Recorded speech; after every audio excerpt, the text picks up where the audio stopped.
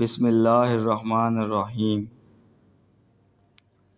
عورت کے لیے ایک شادی کا حکم کیوں دیا گیا؟ عورت کے لیے ایک شادی کا حکم اس لیے دیا گیا، سائنس بھی اسلام کی احکامات کی تائید پر مجبور ہو گئی۔ ایک ماہر جنین یہودی جو دینی عالم بھی تھا، کھلے طور پر کہتا ہے کہ روئے زمین پر مسلم خاتون سے زیادہ پاک باز اور صاف ستھری کسی بھی مذہب کی خاتون نہیں ہے۔ پورا واقعہ یوں ہے کہ البرٹ آئنسٹائن انسٹی ٹیوٹ سے منسلک ایک ماہر جنین یہودی پیشوا رابرٹ نے اپنے قبول اسلام کا اعلان کیا، جس کا واحد سبب بنا قرآن میں مذکورہ مطلقہ کی عدت کے حکم سے واقفیت اور عدت کے لیے 3 مہینے کی تحدید کے پیچھے کار فرما حکمت سے شناسائی۔ اللہ کا فرمان ہے، طلقات اپنے آپ کو 3 حیض تک روکے رکھیں۔ مطلب، اس آیت نے ایک حیرت انگیز جدید علم ڈی این اے کے انکشاف کی راہ ہموار کی، اور پتہ یہ چلا کہ مرد کی منی میں پروٹین دوسرے مردوں کے بمقابل 62% مختلف ہوا کرتی ہے، اور عورت کا جسم ایک کمپیوٹر کی مانند ہے۔ جب کوئی مرد ہم بستری کرتا ہے تو عورت کا جسم مرد کے تمام بیکٹیریاز جذب محفوظ کر لیتا ہے۔ اس لیے طلاق کے فوراً بعد اگر عورت کسی دوسرے مرد سے شادی کر لے یا پھر بیک وقت کئی لوگوں سے جسمانی تعلقات استوار کر لے تو اس کے بدن میں کئی ڈی این اے جمع ہو جاتے ہیں جو خطرناک وائرس کی شکل اختیار کر لیتے ہیں اور جسم کے اندر جان لیوا امراض پیدا ہونے کا سبب بنتے ہیں۔ سائنس نے تحقیق کی کہ طلاق کے بعد ایک حیض گزرنے سے پہلے 32 سے 35% تک پروٹین ختم ہو جاتی ہے،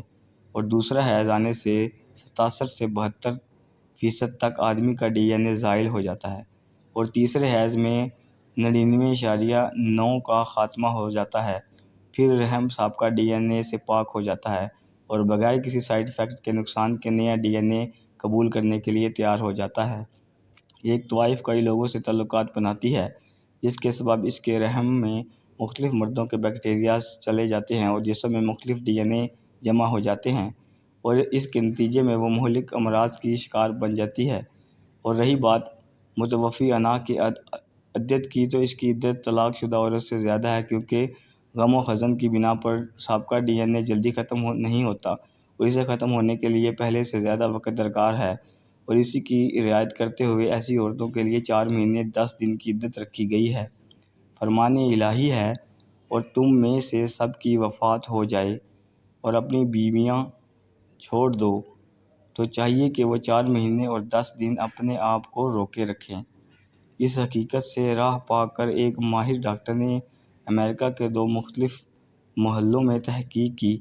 ایک محلہ جہاں افریقن نژاد مسلم رہتے ہیں، وہاں کی تمام عورتوں کے جنین میں صرف ایک ہی شوہر کا ڈی این اے پایا گیا، جبکہ دوسرا محلہ جہاں اصل امریکن آزاد عورتیں رہتی ہیں، ان کے جنین میں سے ایک زائل 2-3 لوگوں تک کے ڈی این اے پائے گئے۔ جب ڈاکٹر نے خود اپنی بیوی کا خون ٹیسٹ کیا تو چونکا دینے والی حقیقت سامنے آئی کہ اس کی بیوی میں 3 الگ الگ لوگوں کو ڈی این اے پائے گئے، جس کا مطلب یہ تھا کہ اس کی بیوی اسے دھوکہ دے رہی تھی، اور یہ کہ اس کے 3 بچوں میں سے صرف ایک اس کا اپنا بچہ ہے۔ اس کے بعد ڈاکٹر پوری طرح قائل ہو گیا کہ صرف اسلام ہی وہ دین ہے جو عورتوں کی حفاظت اور سماج کی ہم آہنگی کی ضمانت دیتا ہے، اور اس بات کی بھی مسلم عورتیں دنیا کی سب سے صاف ستھری، پاک دامن، پاک باز ہوتی ہیں۔